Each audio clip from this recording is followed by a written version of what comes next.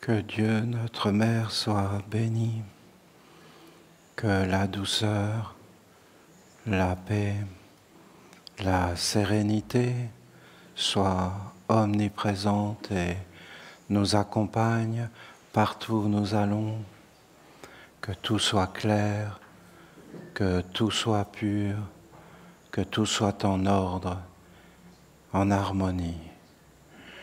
Je dois dire que lorsque je vous vois sortir de la forêt, vous êtes tout à fait différent.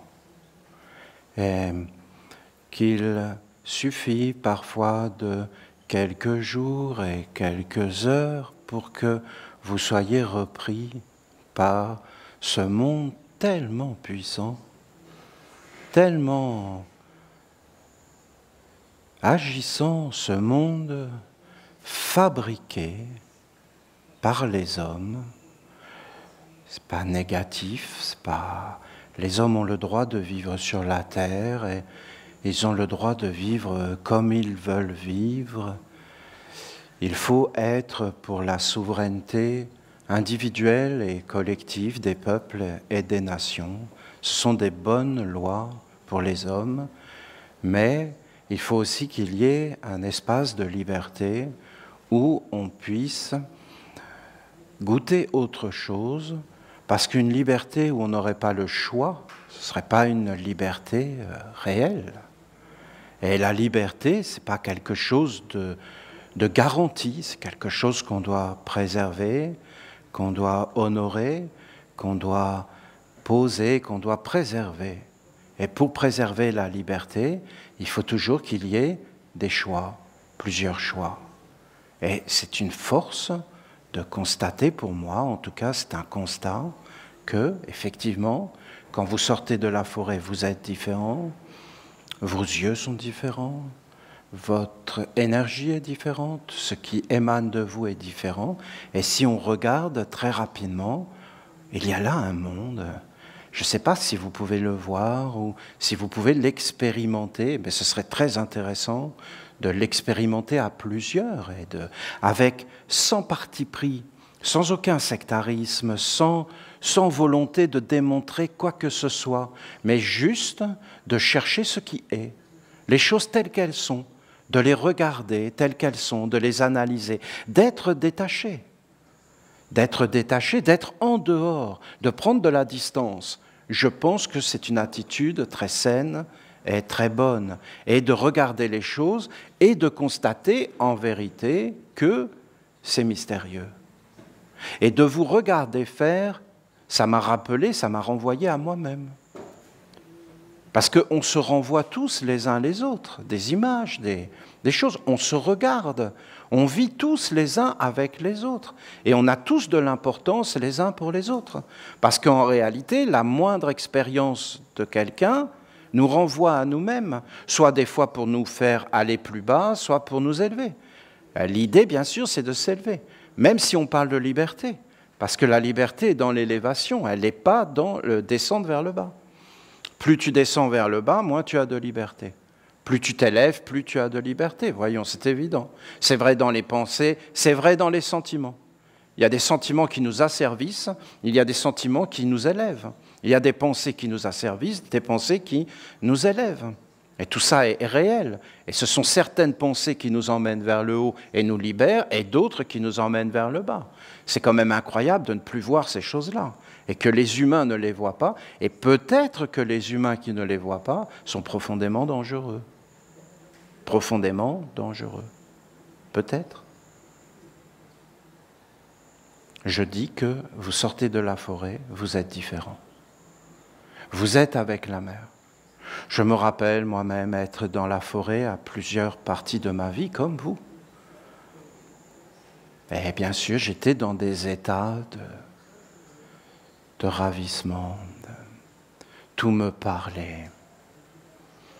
Les arbres me parlaient, l'eau me parlait, la vie me parlait. J'étais empli par des courants de félicité. Et après, il y a toujours ce monde de l'homme. Et là, on peut peser le karma. Toutes ces philosophies qui ont été données par des grands sages à l'origine. le karma, la destinée, la roue de la fortune. Chez les Amérindiens, la roue de la médecine, la médecine.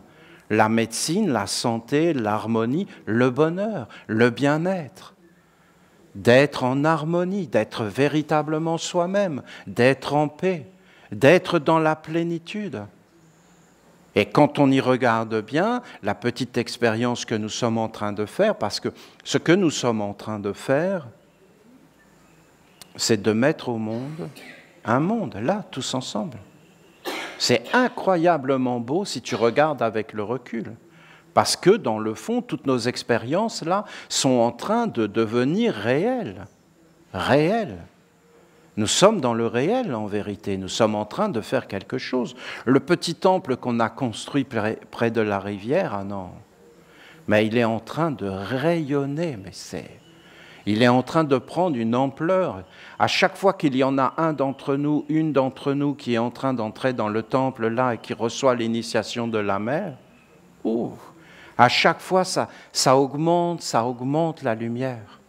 Ça se met à rayonner. Il y a beaucoup d'êtres sur la terre qui souffrent. La mère l'a dit, nous-mêmes nous portons des douleurs à l'intérieur de nous cachées. Nous avons été fécondés de douleurs. Vous vous rendez compte, ça va trop loin cette histoire-là. Pourquoi on serait malheureux comme ça sur la terre pour rien? C'est vraiment hallucinant. Alors que tout nous appelle pour qu'on soit heureux et que si on regarde bien, on a toutes les conditions pour être heureux. Mais il y a comme un monde là qui nous colle à la peau. Là, je ne fais que répéter, hein, vous entendez? Parce que tout ça, c'est marqué maintenant, c'est écrit comme des paroles de Dieu. De Dieu. Vous entendez, Dieu? Dieu, notre mère. Les arbres, les rivières, le soleil, les animaux, les humains. Les humains. Et là, il y a des choses qui peuvent te traverser, des compréhensions, des sagesses, des grandeurs. Et tu peux commencer à comprendre la vie. Mais sinon, tu es pris par un tourbillon, mon ami. C'est comme une ombre qui arrive, qui te prend, c'est plus toi qui décides. Et cette ombre, elle te rend triste, elle t'emmène dans des mondes, elle te crée des problèmes qui n'existent pas. Parce que si tu ne les animes pas, ils n'existent pas. Mais c'est toi la source des problèmes. C'est quand même hallucinant de voir une chose pareille. Et on a été mis dans des habitudes de vie qu'on ne peut même pas concevoir, qu'on puisse vivre autrement, alors qu'encore aujourd'hui, nous avons cette chance. Je dis une chance d'avoir des animistes, encore vivants. Des gens qui vivent dans la forêt. Mais même ici, hein, au Panama. Je l'ai senti, moi, dans mon cœur. C'est pas quelque chose qui est arrivé comme ça, vous comprenez? Ça prend du temps de comprendre des choses. Hein. Il faut beaucoup de temps. Puis il faut déjà les savoir. Donc ça veut dire que tu les as déjà vécus et que tu as été instruit dans d'autres vies, dans des courants. Mais sinon, comment vous voulez faire un truc pareil? Voyons. Pourquoi il y a un Mozart qui arrive? Regardez toutes ces choses, ça parle quand même, je trouve. Quand tu es détendu, quand tu es en retrait, le monde se met à te parler. Mais sinon, il y a tellement de bruit que plus rien te parle. Tu n'entends plus rien, tu ne goûtes plus rien. C'est une illusion de vie. Ah, c'est quelque chose. Hein. C'est quelque chose. Et je l'ai vu hein, dans mon cœur. Parce que j'étais tellement étonné la première fois que j'étais en Afrique. Tellement étonné. Tellement. De voir que la forêt était vivante. Et je ne comprenais pas pourquoi. Pourquoi la forêt serait plus vivante en Afrique qu'en Europe? Et au bout d'un moment, j'ai compris. C'est parce qu'en Afrique, vous avez des êtres qui continuent à vivre dans la forêt.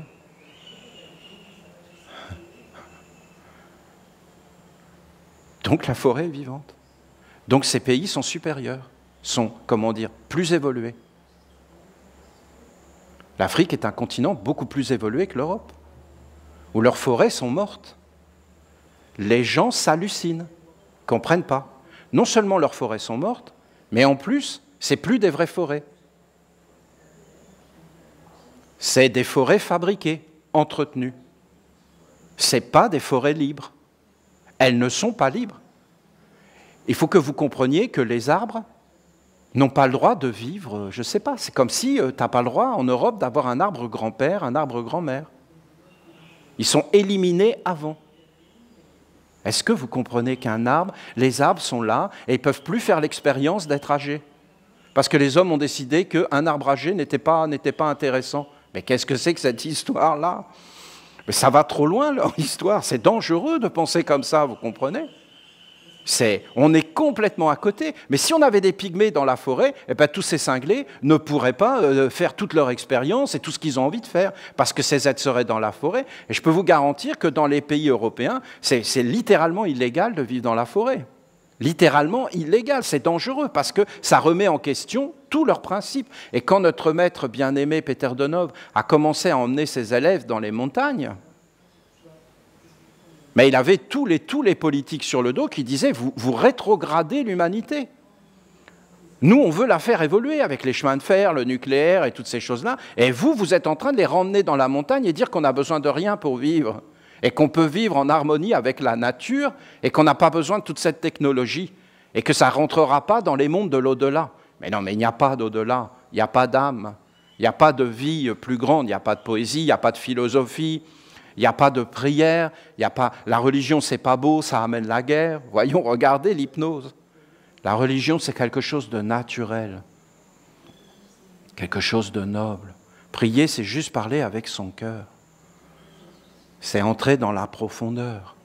C'est communier. C'est être avec. Être avec. Être avec toi, être avec moi, être avec soi, être avec les arbres, se respecter, rentrer dans la douceur, comprendre qu'il y a un mystère, quelque chose de beau. Tu es là dans la nature. Mais effectivement, tu peux aller dans une mosquée, dans une synagogue, tu peux aller dans une église, et puis d'un seul coup, sentir quelque chose de beau. Mais franchement, dans la nature, c'est grand aussi. Je ne dis pas que les œuvres des hommes n'ont pas été des œuvres magnifiques, mais je dis que dans la nature, avec le soleil, avec l'eau, avec l'air, les parfums, les fleurs, mais tu es dans le plus grand temple qui soit. Et même ton corps devient une merveille. Et là, tu peux sentir quelque chose d'indéfinissable. Tu ne peux pas décrire, tu peux pas. Et tu sens qu'il y a quelque chose de caché derrière les choses, quelque chose d'une merveille, une splendeur, une beauté. Et là, tu communies. Et c'est Dieu en réalité. Et c'est très simple. Et après, tu le vois partout. C'est pas quelque chose. Et regardez, c'est les hommes avec leur concept. C'est les hommes déracinés. C'est les hommes qui sont sortis. C'est quelque chose. On peut le voir être initié. Une fois, j'ai vu un Dieu quand j'étais jeune. J'ai vu un Dieu. Un Dieu, j'ai rencontré un Dieu. Et j'avais été un prêtre de ce Dieu toute une vie avant. Mais je l'ai rencontré. Ah, je ne peux pas vous dire. Je l'ai vu, hein. Je l'ai vu, je l'ai senti, je l'ai goûté, je l'ai touché. Un Dieu, une divinité de l'extase, du bonheur, de la joie profonde, de la danse. Un Dieu de la danse, un danseur. Il dansait. Un Dieu de la joie de vivre. Et il m'a dit, viens, viens. Mais je ne pouvais pas le suivre. J'étais trop lourd, j'avais un passé, j'avais un karma, destiné, une dette. Sûrement. Le bonheur est là, mais tu ne peux pas y aller. Parce que pour y aller, il faut qu'aucune attache. Lui, il était sans attache. C'était réellement un danseur. Un danseur. Il est en mouvement. Il est animé. Regardez un danseur. Pourquoi on a du bonheur à danser? Parce qu'il y a comme une divinité de la danse, une divinité de la libération, une divinité de la vie. Ah, je suis vraiment, vraiment surpris de l'expérience que nous faisons avec la mer. Je voudrais tellement que vous compreniez que c'est la mer, que c'est Dieu la mer, que vous allez à sa rencontre, que ce n'est pas une volonté d'homme, que c'est réellement Dieu la mer qui a décidé que vous alliez dans la forêt. Après que vous soyez venu ou pas pour la rencontrer, bien sûr qu'il y a tout votre chemin.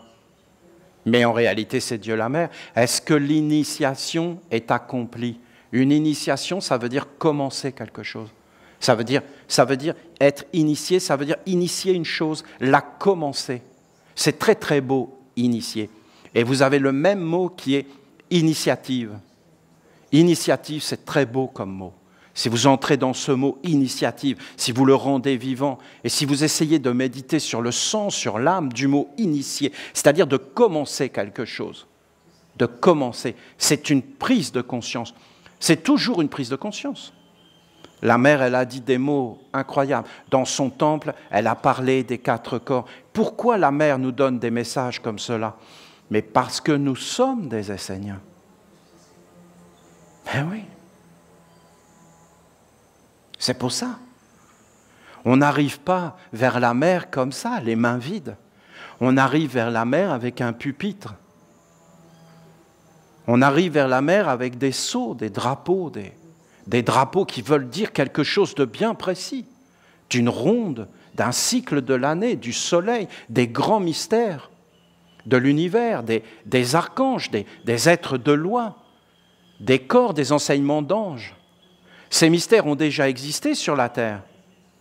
Ce n'est pas quelque chose de nouveau, hein, mais ça n'existait plus.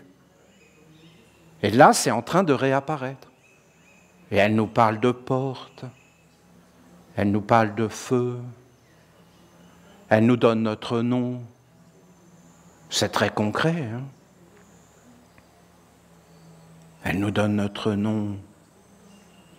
Elle nous dit, voilà, il y a le feu. Ce n'est pas une abstraction. Si le feu est une abstraction, c'est que tu as disparu. Je ne te vois plus. Tu n'existes plus. Mais pourquoi tu n'existes plus? Tu es dans un brouillard, tu es dans un monde qui ne veut rien dire, où je ne peux pas aller. C'est tellement stupide, c'est tellement n'importe quoi. C'est tellement absurde que je ne peux pas y aller. Vous voyez les éthers? Tu sors de la forêt, tu es dans un état, d'un seul coup il y a un éther qui revient vers toi, tu perds ton état. Ça va très vite, hein? Vous êtes au Panama, vous rentrez dans votre pays, vous retrouvez les choses, ça revient vers vous. Même si vous êtes subtil, déjà dans l'avion, quand l'avion va commencer à rentrer dans les éthers de votre pays, vous allez le sentir. Et en réalité, des choses vont revenir vers vous. Regardez toutes ces choses. Il faut être subtil. C'est vraiment réel. C'est quelque chose de réel. Et il y a une grande opportunité de faire apparaître quelque chose qui n'existe plus. Et la mère nous dit vraiment, plus que les anges.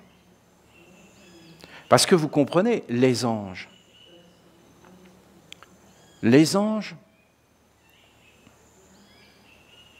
c'est comme nous avec les animaux. Vous voyez, moi j'ai un petit chat là. J'essaie de lui parler et de lui expliquer des trucs, mais il ne comprend rien à ce que je dis. Alors j'essaie de lui montrer, de développer le langage chat. Mais comment vous voulez que je fasse? Je lui parle en langage humain. Miaou, miaou. Donc moi, quand je parle au chat, je fais miaou. Comment vous voulez que je fasse? Et là, on a une complicité. Et j'essaie de lui enlever des problèmes qu'il a. Ben oui, mais il ne voit pas qu'il a des problèmes, lui. Mais moi, je le vois qu'il a des problèmes. Alors j'essaie de l'entourer, j'essaie de lui expliquer. C'est de la pédagogie. La pédagogie, c'est pas de dire des choses. La pédagogie, c'est d'agir. C'est d'éduquer, c'est d'enlever des choses, c'est de parer, c'est d'être avec, en fin de compte, et c'est de vraiment le guider partout, par l'attitude, partout, pour qu'en fin de compte, il s'éveille. La pédagogie, c'est la totalité. Hein. Quand tu es un éducateur avec un animal, les anges, ils font la même chose avec nous. Ils essaient réellement de nous protéger. Moi, j'ai vu des choses que faisait mon ange, il m'a fallu des années pour le comprendre. Il enlevait des problèmes, il négociait avec tous les êtres qui s'approchaient de moi. Il m'a enlevé des problèmes comme c'est pas possible. Il me protégeait, ils sont d'une douceur et d'une délicatesse, ils sont d'une précision, mais ils ne peuvent pas tout faire. Parce que l'homme, quand il est pris dans un monde, qu'est-ce que vous voulez qu'il fasse? Ils ne peuvent pas. Ils peuvent limiter les dégâts. Pourquoi la mer est beaucoup plus puissante? Mais parce que la mer, elle est là. Elle est vraiment concrète, concrète. Si tu t'approches de la mer, ça devient puissant parce que c'est là, c'est physique. Ah, je vois la différence. Hein. Et puis si on s'approche du monde des dieux, il faut être prêt. Parce que les dieux, ils sont agissants. Ils vont agir, les dieux. Alors je vous le dis, l'intention ici, sur cette terre, c'est les dieux. Ça commence par Dieu la mer. C'est Dieu, hein, Dieu la mer. C'est plus les archanges. Hein. Les archanges sont au service de Dieu la mer. Lisez les psaumes d'une autre façon. Et vous allez voir que les archanges, ils n'ont jamais voulu nous conduire vers le haut. Ils ont voulu nous conduire vers la mer. Vous avez des psaumes, un psaume de l'archange Michael qui a une splendeur sur la terre. Vous les humains, vous vous protégez, mais vous ne vous protégez jamais des mondes spirituels. Or, le danger vient des mondes spirituels et pas des mondes matériels. Les mondes matériels sont une sécurité. C'est tous vos mondes de croyance, c'est tous vos mondes d'invisibles qui vous conduisent dans le malheur. Ce n'est pas la terre, ce n'est pas le visible, ce n'est pas le corps qui vous fait souffrir, ni la terre. C'est tout ce que vous portez dans vos têtes, dans vos cœurs. C'est toutes ces erreurs, ces mauvaises habitudes. Vous êtes complètement déracinés, décalés. Vous êtes dans des illusions. Voilà ce qu'a dit l'archange. Et il a dit, retournez vers la mer, retournez vers le réel, la vérité. La vérité vous rendra libre, pas les croyances, pas la foi. Est-ce que ça a une puissance, la foi? Oui. Oui, la folie a une puissance, oui. Un cinglé, je peux vous garantir, c'est dangereux. Hein. Ses forces vont être démultipliées. Quelqu'un qui est possédé, ses forces sont démultipliées. Mais dans le mal, dans la folie. Qu'est-ce qui engendre la folie? La destruction. Qu'est-ce qui a engendré le christianisme sur la terre? Un grand malheur. Mais ouvrez les yeux, voyons. Une destruction incroyable, des bombes atomiques, des choses de... C'est impensable, parce que c'était une folie. Parce que c'était... Est-ce qu'ils ont eu des miracles? Mais bien sûr, parce que si tu fais un désordre, si tu crées un désordre, eh bien ça va amener une réaction très puissante. Dieu est invisible. Dieu ne se manifeste pas par de la violence. Dieu, c'est le silence, c'est l'harmonie, c'est la douceur, c'est l'ordre. Il passe inaperçu. C'est quand tu as mal aux dents que tes dents apparaissent. Mais en réalité, quand tu n'as pas mal, tout est en ordre. Il faut comprendre toutes ces subtilités. C'est le réel, c'est pas ces mondes spirituels totalement illusoires, dangereux. Pas illusoire rien. Pas illusoire rien, justement. Des illusions dans lesquelles tu es plongé et auxquelles tu crois profondément. Et après, il faut te désillusionner. Parce que ces mondes engendrent des mondes qui ne s'arrêtent plus, de génération en génération. Je ne sais pas si vous comprenez ce que je dis, mais en tout cas, j'essaie d'être clair. Je vous dis que vous sortez de la forêt, de l'initiation de la mer, vous êtes transformés, et qu'en quelques jours, quelques heures, ça revient.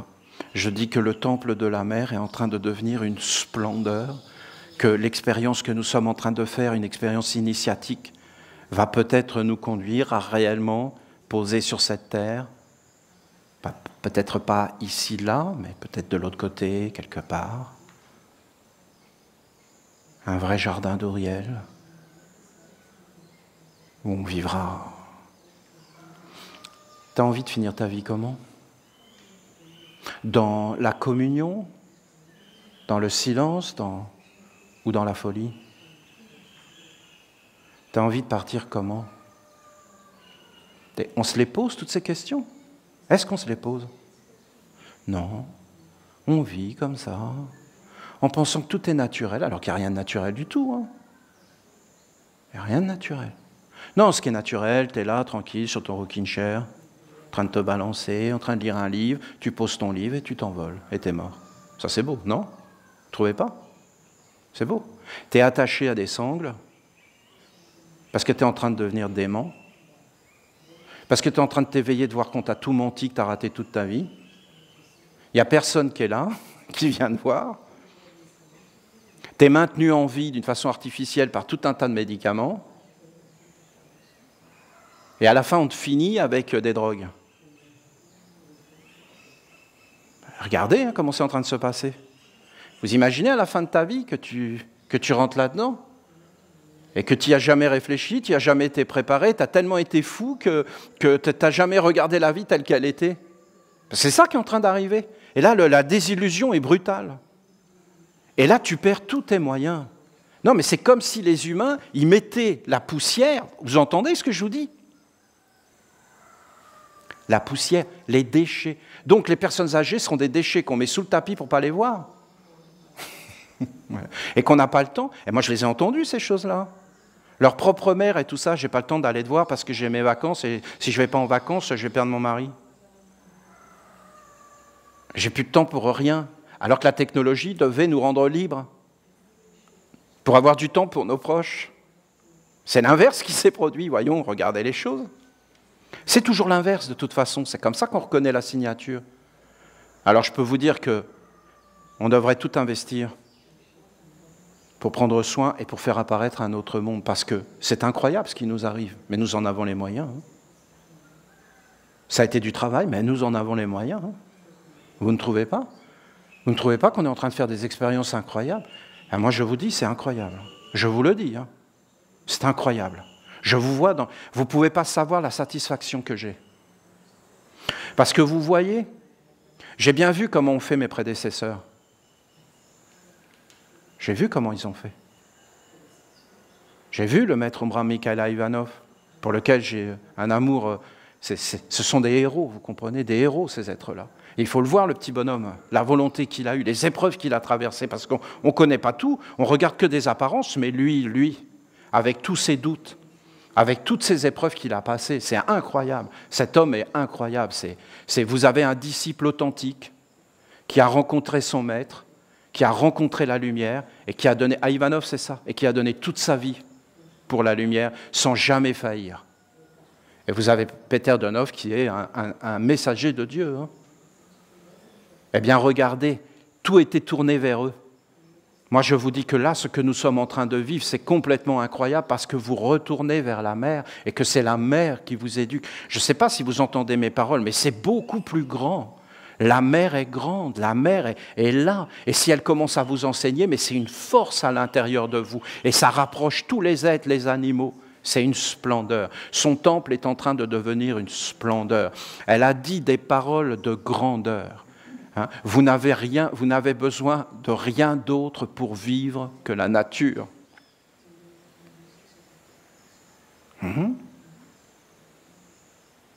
Tout est dans la nature.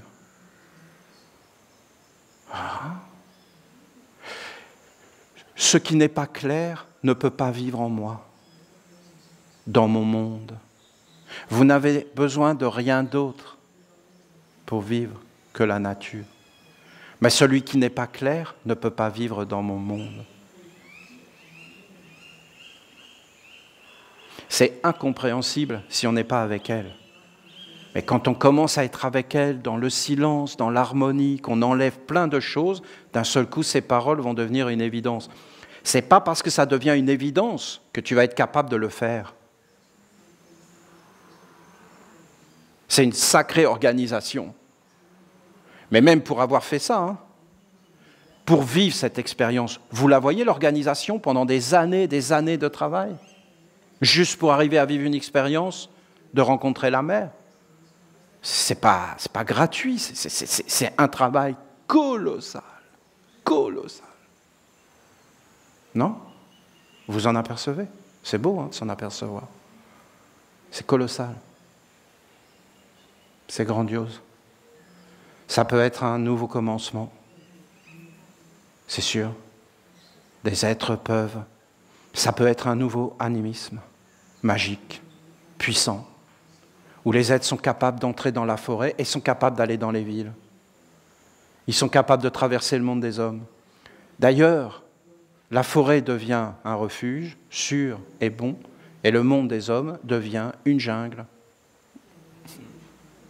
remplie de tout un tas de bestioles innommables et bizarres. étranges. Et on est avec un cahier en train de les répertorier. Attention, parce qu'il y en a, hein, des cas exceptionnels. Et là, on se protège. Et quand on arrive dans la forêt, on ne se protège plus. On est chez nous. On est avec la mer, tout est doux, tout est en ordre, tout est grand. Vous avez 4 corps, ce qu'elle dit. Ce sont des portes. Des portes. Le feu, c'est une porte. L'air, c'est une porte. Une porte, c'est-à-dire, ça s'ouvre et ça se ferme. Et vous avez des énergies qui passent. Et voilà, il y avait une cité sainte avec 12 portes.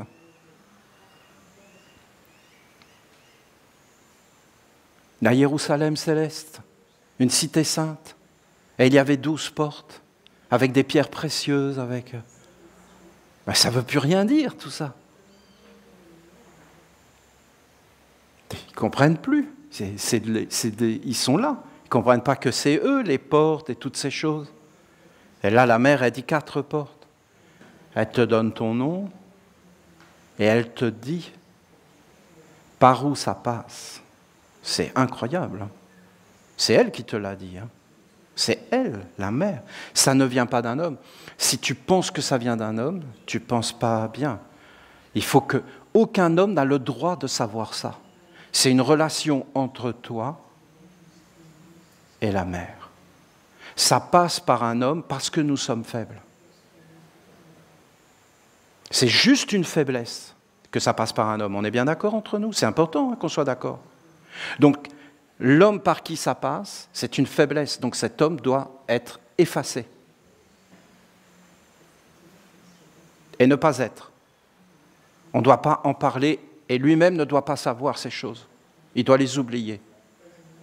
Ça ne le regarde pas, ça ne regarde personne, ça ne regarde que toi. Que toi et la mère. C'est une intimité.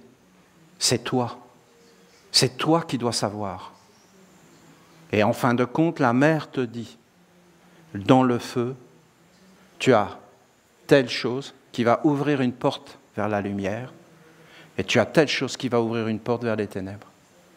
Cette porte vers les ténèbres, tu dois en être conscient, tu dois la fermer. Tu ne dois pas la laisser agir. Et cette porte vers la lumière, tu dois l'ouvrir. C'est pas une beauté, ça? C'est pas une dignité? C'est pas un travail à faire? C'est pas toi qui es là et qui dois accomplir une œuvre? Regardez tout ça, ce que ça veut dire. Et après, tu dois rendre vivant ton corps de feu. Mais si tu n'as plus de corps de feu, que tu n'as plus de corps d'air, tu es en danger. Parce que tu n'es plus en communion. Donc ça veut dire qu'en réalité, tu n'es plus dans la vie. Qu'on n'ait pas été éduqué comme ça, c'est une certitude. Mais là, vraiment, là, on est en train de toucher un point bien précis. Bien précis. Parce que ça devient possible. Et c'est ce que je souhaite. Cette terre est apparue avec les parents de la lumière.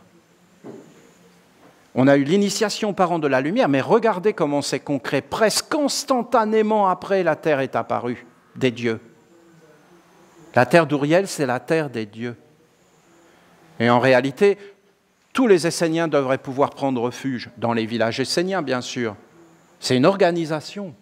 C'est les responsables de village qui doivent entendre tout ça. Ils ont une responsabilité. On doit être organisé, mais je reconnais que ce n'est pas facile. Je le reconnais. Et il faut faire tout un monde, faire apparaître tout un monde. Mais on devrait pouvoir venir sur cette terre et reprendre ces esprits, retourner vers la mer. Parce que pour l'instant, on ne parle pas du jardin d'Uriel. Hein. Parce que le jardin d'Uriel, c'est 1 an dans le silence, mais on ne sait même pas ce que c'est, cette histoire-là. C'est 1 an dans la forêt. C'est ça qu'il a dit, notre Père. Je ne peux pas m'avancer, mais c'était ça que j'avais entendu. Il ne parle pas à Uriel. Uriel, il nous a donné le sel. L'ange a dit, ils ne comprennent pas les lois de la magie, éduque-les. Montre-leur la magie. Montre-leur que tout est vivant, que tout est agissant. Ils ne comprennent pas les lois de la magie. La magie, elle est avec toi ou elle est contre toi. Si tu n'es pas conforme à certaines lois, la magie est contre toi. La magie, c'est une connaissance des lois dans tous les mondes. C'est réel, parce que quand elle est contre toi, tu es juste enfermé, en enfer, enfermé. Enfer, c'est enfermé. C'est ça que ça veut dire. Paradis, ça veut dire au-delà des paroles, dans le silence, ça veut dire la liberté. Dès que tu parles, tu n'es plus libre. Quand tu te tais, tu es libre. Tu parles ou tu ne parles pas. Dès que tu as parlé, c'est fini. Tu as parlé, c'est fini. Tu as empli l'espace. Le silence est toujours plus grand que la parole. C'est certain. Regardez toutes ces choses. C'est vraiment grand. Vous ne pouvez pas savoir comment je suis fier de vous et comment ce que vous avez fait, c'est unique. C'est vraiment une œuvre commune. Il faut vraiment que nous ouvrons un chemin. Nous ouvrons un chemin. Notre vie est beaucoup plus grande si nous pensons aux autres, je pense. Et si nous sommes centrés sur nous-mêmes, parce qu'il faut vivre aussi pour soi. Mais si nous prenons conscience que nous marchons sur ce chemin, vous savez, je peux recevoir beaucoup d'aide de toi. Ça peut me renforcer. Si je vois que ton expérience est plus belle que la mienne, ça m'incite à aller plus loin, non? J'ai besoin de toi. J'ai besoin que tu réussisses, que tu sois heureux, que la mer soit vivante. C'est comme ça la vie, je trouve. Des messages incroyables ont été donnés par la mer et j'en ai encore un.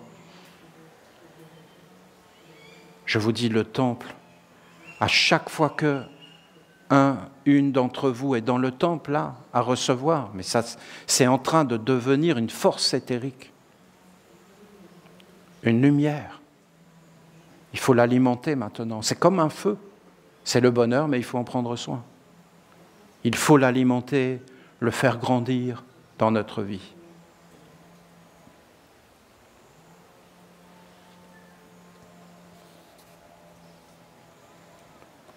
La mère va continuer, mais son enseignement. Pour moi, maintenant, il est clair que cet enseignement qu'elle est en train de donner, c'est comme des clés, ce n'est pas des choses qu'on peut comprendre tout de suite. Je pense que pour comprendre cet enseignement réellement, il faut être dans son initiation. Voilà. C'est comme quelque chose qu'elle dit pour faire apparaître un jour un monde, des êtres qui vont rester avec elle parce qu'ils en auront envie, parce qu'ils auront cette destinée-là, parce qu'ils ne seront pas attrapés par des mondes qui les appellent à l'extérieur, mais qu'ils seront vraiment dans la libération des mondes. Pour libérer les êtres, il ne faut pas être soi-même asservi. Hein. Ça paraît quand même évident. Je vais vous révéler une clé sacrée. Une clé sacrée. Essentielle, fondamentale, une clé. Une clé qui ouvre des portes. Une clé qui te fait comprendre des choses. Je vais vous révéler une clé qui vous permettra de mieux gérer votre vie. Une clé de la destinée. Une clé pour prendre sa vie en main. Donc une clé fondamentalement pour être conscient. C'est sûr. Car c'est la conscience qui te permet de voir clair, de faire les choses avec conscience, avec clarté, avec science. Conscience, ça veut dire être avec la science. Votre difficulté, c'est que vous voulez. Et voulez. Une multitude de choses. Notre difficulté, c'est que nous voulons. Oh, oh, oh, oh, ça c'est génial. Le cinéma d'ailleurs a augmenté ça. On s'est mis à vouloir tout ce qu'on voyait, on s'est mis à voir des choses qui étaient tous fausses, qui étaient préparées, mais à un point qui était... Tous ces événements ont amené une humanité vers une grande douleur et une grande souffrance. Vous voyez d'ailleurs l'apparition du cinéma, les premiers. Comment ils s'appelaient ? C'est moi Laurel, c'est toi Hardy, c'est toi le gros, c'est moi le petit. Oh, vous les avez vus la tête qu'ils avaient ? Ces gens-là étaient d'une gentillesse incroyable, ça se voyait. Ils avaient un humour... Après, c'était Arnold Schwarzenegger, gouverneur de la Californie. C'était autre chose. Hein. C'était plus... c'est toi le vrai, c'est moi le gros, c'est moi le petit. Voilà, tu chantes plus. Vous voulez une multitude de choses. Vous êtes des êtres de souhait et de demande. On demande. On demande sans arrêt. Est-ce que je pourrais avoir ça, je pourrais aller là, je peux. Sans cesse vous demandez, vous espérez. On est des êtres d'espoir. Vous voulez. Vous avez envie d'être rempli. Et vous voulez vous sentir vivre. À travers des réalisations, des acquisitions, des expériences, des rencontres, des reconnaissances, à travers une multitude de choses. On veut sans arrêt une multitude de choses, on souhaite une multitude de choses, tout ce qu'on nous présente en fin de compte. Ça nous fait rêver. Je vous dis, à partir du moment où vous voulez quelque chose, alors sachez, comprenez que vous êtes lié avec un monde, un chemin de destinée, un parcours, que vous êtes redevable, dépendant de toutes sortes d'associations, des relations, d'alliances qu'il va vous falloir conclure. Et puisque je vous parlais de cinéma, il y avait ce film tellement incroyable, Les dieux sont tombés sur la tête. Ah, je vous conseille de le regarder, celui-là. Parce qu'il y a une bouteille de Coca-Cola, bien sûr, c'est évident, hein, parce que c'est toujours, hein, il y a toujours Coca-Cola, c'est toujours des ordinateurs Apple, hein, et ainsi de suite, parce que vous comprenez l'histoire de toutes ces histoires-là, hein, c'est que c'est pas gratuit, tout ça. Tous ces films sont pas gratuits, hein, c'est tout un tas de messages subliminaux, tout un tas de philosophies qui sont inculquées. C'est terrible, hein. Le monde est terrifiant, je vous dis que ce monde est terrifiant. Une bouteille de Coca-Cola qui tombe dans le désert du Kalahari où il y a des êtres qui vivent et tu les vois vivre en harmonie, mais dès qu'il y a la bouteille de Coca-Cola, tout le monde la veut, et puis à la fin, il y en a un qui la prend et qui casse la tête de son frère. Donc il veut aller la jeter au bout du monde. Alors vraiment, ça c'est vraiment excellent. Et voilà. Et dès que tu veux quelque chose,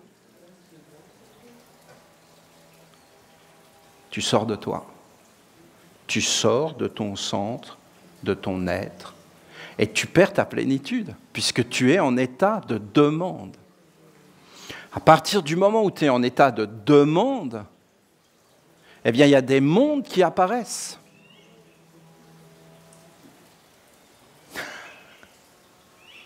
Des mondes. Physiques, spirituels, visibles, invisibles. Et ils vont venir te voir, ils vont te dire, ben oui, ben je vais te donner ce que tu veux. Dans combien de temps? On ne va pas parler de ça. Ça prendra le temps que ça prendra. Je n'ai pas intérêt à ce que tu aies ce que tu veux, puisque si tu l'as, tu es libre de ton vouloir. Parce que bien souvent, quand les hommes ils obtiennent ce qu'ils veulent, ils se disent « c'est pas ça que je voulais ». Et ils veulent autre chose. Puisqu'ils sont sortis d'eux-mêmes. Comment ce qui n'est pas toi pourrait te rendre heureux?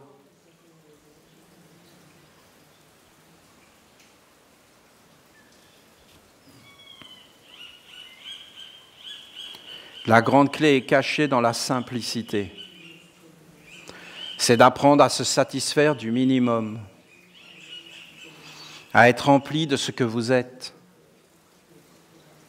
et de ce que vous avez.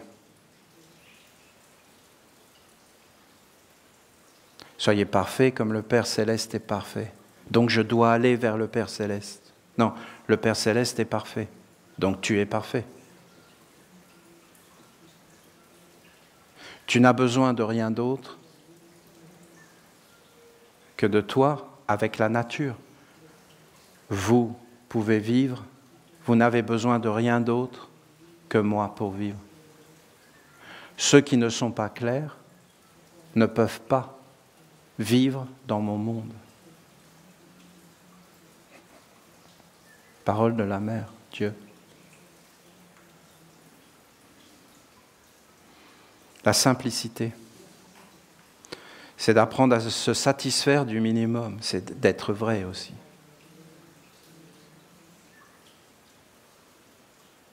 Vous vous rendez compte de quelqu'un qui sait ça? Vous vous rendez compte de ça? Est-ce que vous vous rendez compte de ce qui est dit là? Essayez d'imaginer qu'un esprit tordu ait conscience de ça. Il se dit très bien, le bonheur c'est la simplicité, mais si les hommes veulent quelque chose qui les déracine d'eux-mêmes, ils sont réduits en esclavage.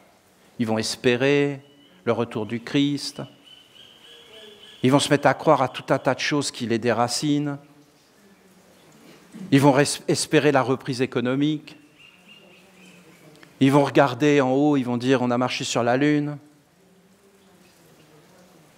Ils sont déracinés, ils sont devenus fous, et ça rapporte énormément.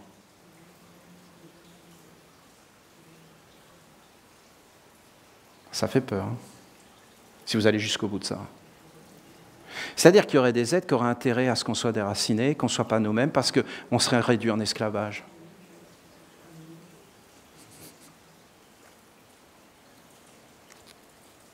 Il faut libérer les esclaves. Comment? Payez-les.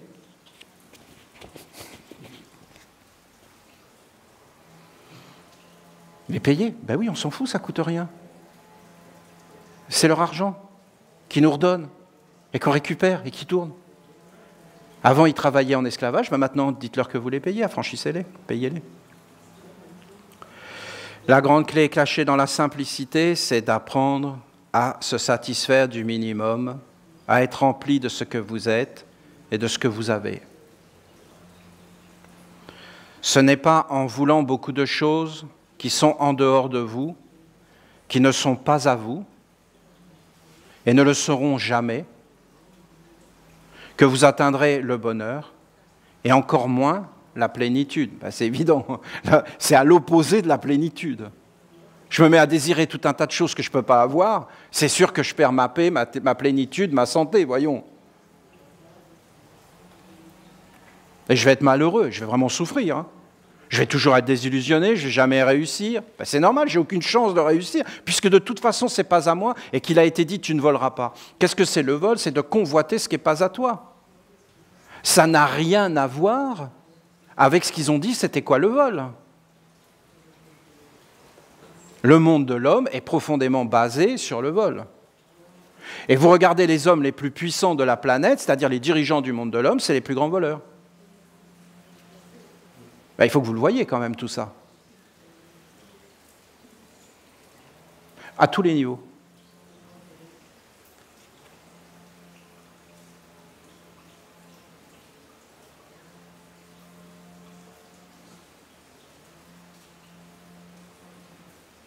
La perfection est en vous. Elle est un état d'être. Attendre tout le temps que les choses arrivent. Vouloir désespérément un dénouement qui est en dehors de vous. Désirer l'inutile. Aspirer à ce qui va vous faire du mal. Ou vous conduire encore plus dans des illusions somnambuliques, d'être endormi, de rêver éveillé. Est-ce le bon chemin? La bonne façon de faire et de conduire sa vie? Demandez aux anciens, posez la question à celles et ceux qui ont réellement vécu. Ils vont vous dire que vous devez profiter et vous réjouir de ce que vous avez. Et de ne pas chercher le bonheur dans ce que vous n'avez pas. Le bonheur, il est dans ce que tu as et pas dans ce que tu n'as pas. Et si le bonheur, il n'est pas dans ce que tu as, alors tu le trouveras nulle part. C'est juste un espoir d'atteindre le bonheur dans ce que tu n'as pas, mais que tu n'auras jamais, même si tu l'as. Voilà ce qu'elle dit. C'est peut-être pas compréhensible. Hein. Il faut peut-être retourner dans la forêt tous ensemble. Hein, et rester là, brûler nos passeports. Alors il faut prendre soin quand même de ce qu'on a.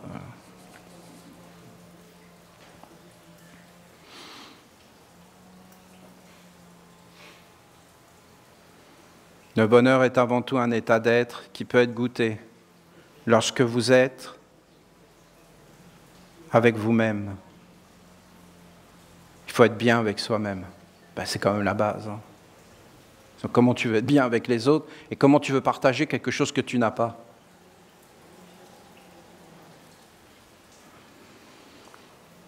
Bien sûr, dans l'ordre absolu, tout être qui s'incarne sur la terre doit être animé par un but à atteindre. C'est le nom de la mer. C'est le sens de marcher sur la terre. L'homme doit marcher avec bonheur, richesse et plénitude, et non pas en étant un mendiant qui est toujours dans l'attente de recevoir quelque chose et qui est dépendant. L'asservissement, l'esclavage n'appartient pas à l'alliance de lumière. Ce n'est pas les mondes de la lumière, l'asservissement, l'esclavage n'est pas autorisé, c'est illégal. Ben, c'est normal que ça soit illégal, puisqu'un être qui a servi un autre être, c'est juste que cet être-là est en train de montrer qui il est, et donc ce qu'il porte à l'intérieur de lui. Donc un être qui a servi ne peut pas être un être de la lumière, voyons. Et un être qui conduit un autre en esclavage est juste en train de montrer qui il est à l'intérieur de lui, puisque tu peux faire à l'extérieur que ce que tu es à l'intérieur. Comment tu pourrais faire à l'extérieur ce que tu n'es pas? Donc les mondes de la lumière, ce n'est pas du tout ça. D'ailleurs, Moïse, c'est ce qu'on lui dit. Je suis Dieu, ton jeu, je suis toi. Je suis toi, Dieu, qui te délivre de l'esclavage et de la maison de servitude. Ce n'est pas autorisé. Parce qu'en fin de compte, tu ne peux conduire un être en esclavage que si tu n'es plus réellement dans ton être libre.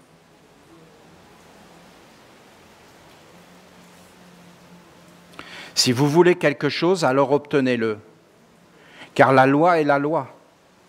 Et vous ne recevrez que ce que vous méritez, que ce que vous avez à l'intérieur. C'est la loi des affinités et de l'aimantation. Étudiez cette loi et appliquez-la. Tu auras tout ce que tu veux, tout ce que tu mérites avoir, si tu l'as à l'intérieur de toi. Si tu l'as vraiment à l'intérieur de toi, si c'est vraiment toi, tu l'auras. C'est la loi. Si ce n'est pas toi, et vous avez tous les messages d'avant, hein, où elle disait qu'on était des bonnes personnes, qu'on s'illusionnait, et qu'on ne regardait pas la réalité. Parce que tous ces messages vont ensemble, hein, vous comprenez. C'est toute une sagesse qui est en train d'apparaître.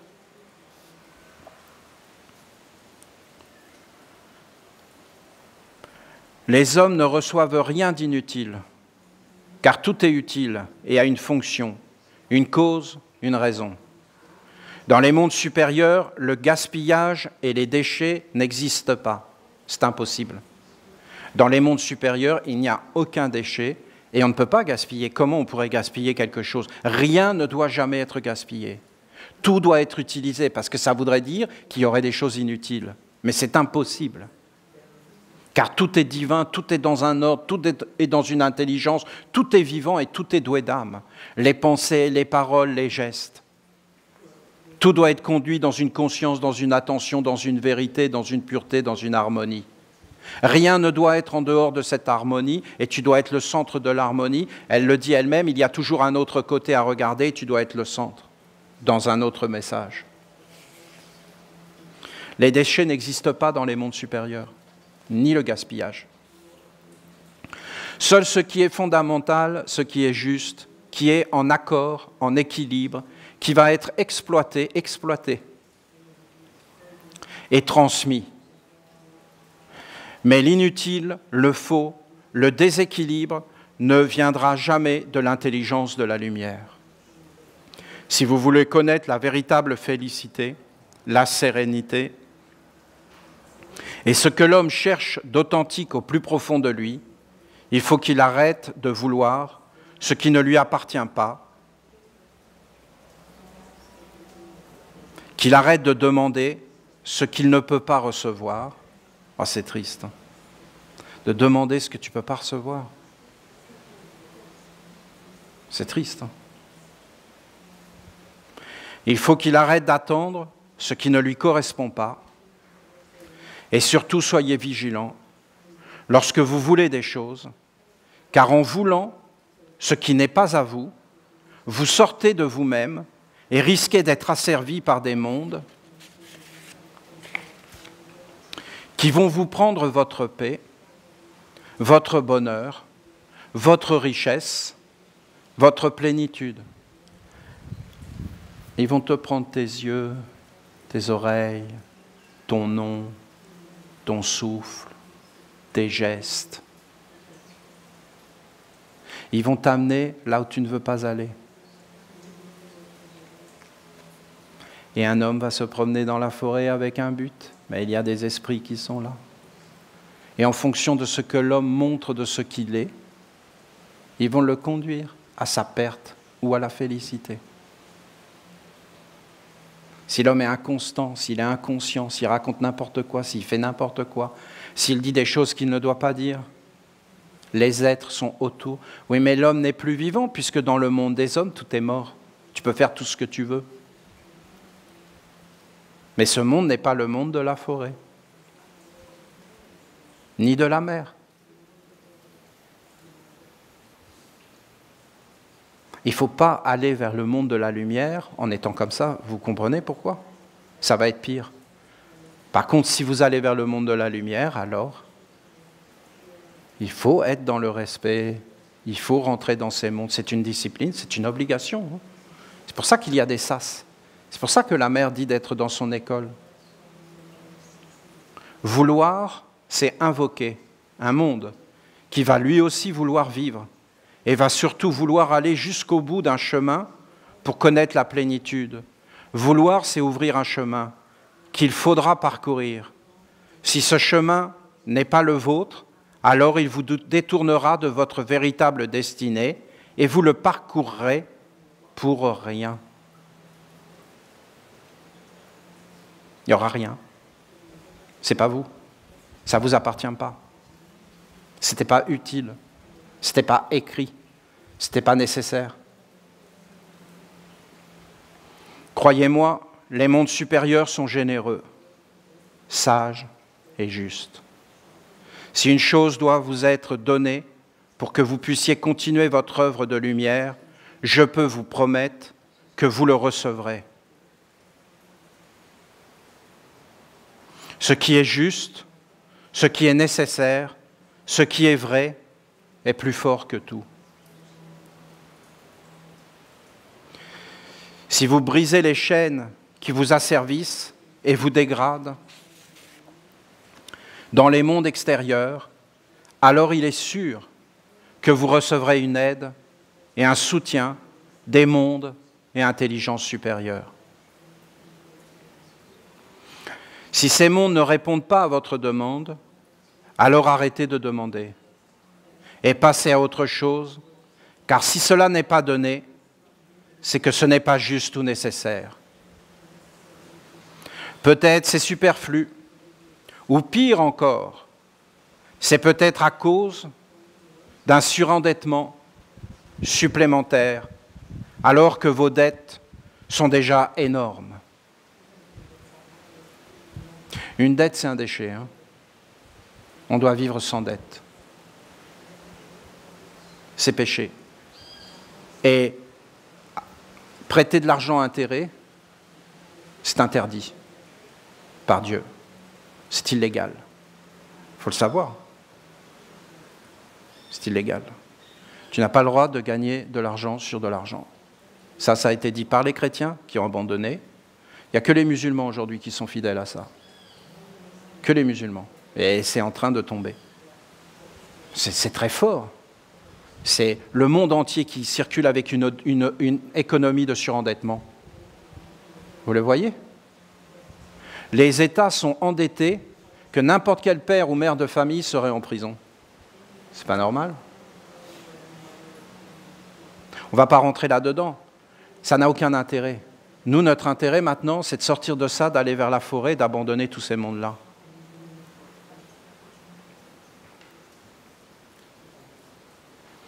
Vos dettes sont déjà énormes avec toutes les demandes inutiles que vous avez déjà formulées. Je veux ça, donnez-lui. Je veux ça, donnez-lui. Je veux ça, donnez-lui. Je veux ça. Et à la fin, t'as plus rien. Je veux ça, mais là c'est trop, là. On t'aime, mais on ne peut pas tout te donner comme ça, mais ça va finir où? Tu es en train de tout perdre. Mais reprends-toi là maintenant. Boum. Oh, je suis malheureux, c'est négatif. Non, c'est pas négatif. Tu es malheureux quand c'est la lumière et tu es heureux quand c'est les ténèbres. Pose-toi des questions. Pose-toi vraiment des questions. Ça va pas. Tu vas finir où?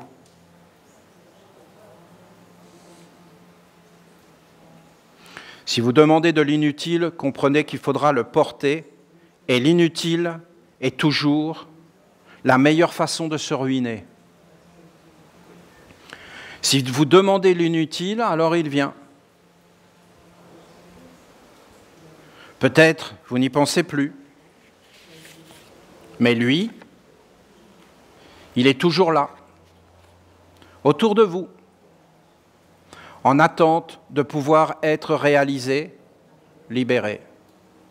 Si vous accumulez l'inutile autour de vous, cela deviendra un poids dans votre vie qui vous écrasera.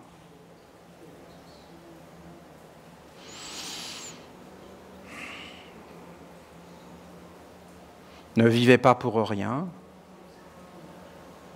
Ne désirez pas ce qui n'est pas à vous et qui vous sera inutile. L'inutile, c'est toujours le monde des ténèbres. Ne vivez pas dans l'instant présent en voulant sans arrêt de nouvelles choses. C'est vraiment la philosophie du monde moderne, hein, l'instant présent, vivez l'instant présent. Mais quelle abomination sérieuse! Tout est permis, je vais me renouveler sans arrêt, je fais n'importe quoi. C'est beau l'instant présent, mais l'instant présent, si on veut vraiment aller dedans, il doit être l'éternité. Donc c'est pas rien, c'est la totalité des mondes. Pour en arriver là, il faut vraiment être dans une maîtrise incroyable.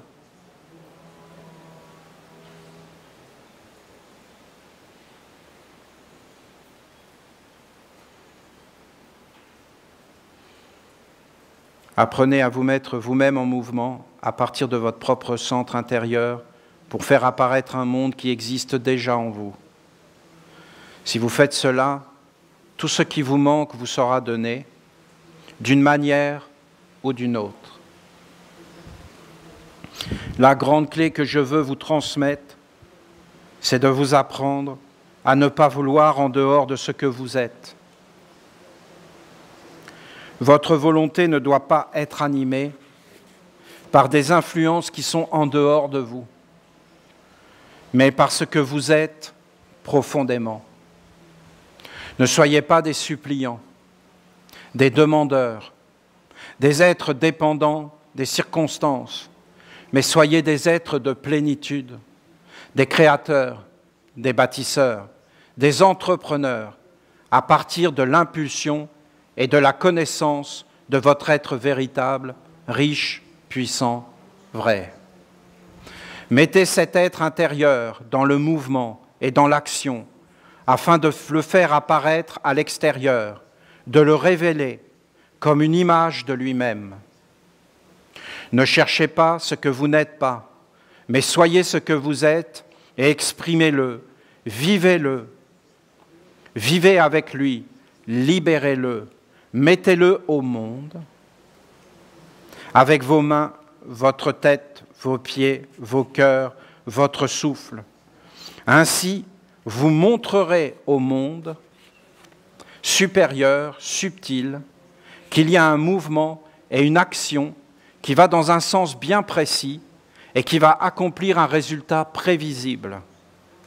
Si en plus vous êtes un être qui tient ses promesses, sur qui on peut compter, car il va jusqu'au bout de ce qu'il entreprend, alors il n'y aura aucune raison pour que les choses n'aboutissent pas. Tu iras vers la richesse absolue. C'est pas ce qu'on croit, la richesse. Hein. C'est d'être soi. C'est d'être soi. C'est déjà là. Hein. C'est déjà une richesse incroyable.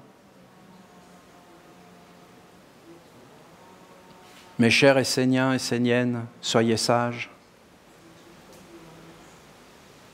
Contentez-vous de ce que vous avez dans la vie et appréciez-le. Rendez-le conscient et mettez-le en valeur. Arrêtez de demander ce qui ne vous appartient pas, qui ne vous est pas utile, ou qui va vous décentrer, vous déstabiliser, vous détourner de votre activité première et réelle.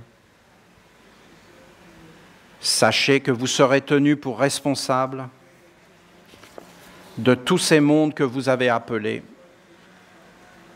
Et maintenant qui vivent autour de vous, prenant tout votre espace, votre richesse, votre vie, votre liberté, votre paix, votre lumière. Gardez votre liberté afin d'être des libérateurs. Gardez votre richesse pour faire apparaître Dieu. Gardez votre légèreté pour cheminer avec la plénitude des mondes supérieurs et de votre âme.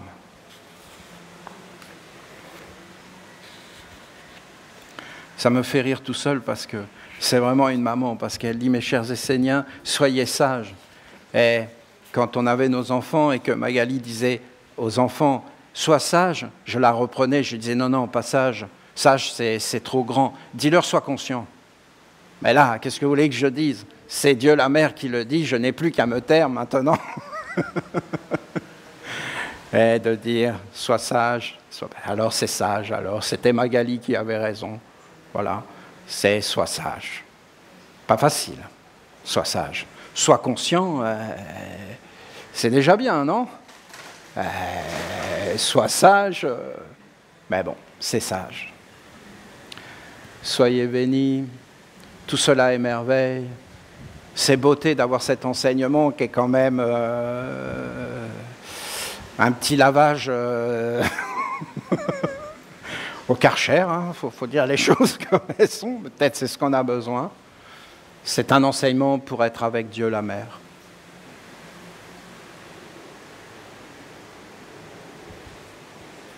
Nous bénissons tous ceux qui sont en ce moment même dans l'expérience et qui s'approchent de la grande maman. C'est comme une initiation, c'est un commencement. Je trouve que pour un commencement, c'est une splendeur. Une splendeur. On est en train de goûter entre nous des choses qui sont surprenantes, avec des paroles surprenantes. Écoutez, personnellement, ça me suffit. Ça me remplit de vous voir en haut du temple, là-haut, dans la lumière éblouissante. C'est une belle promesse pour un bel avenir de notre mère, de la terre et de l'humanité, il me semble.